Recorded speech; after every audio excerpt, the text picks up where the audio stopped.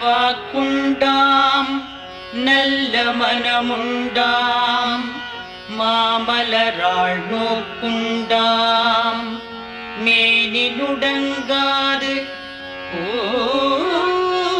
கொண்டு துப்பார் திருமேனி தும்பிக்கையால் பாதம்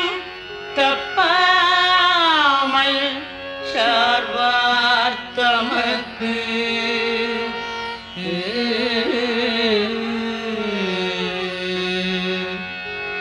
பாலும் தெளிதேனும் பாகும் பருப்பும்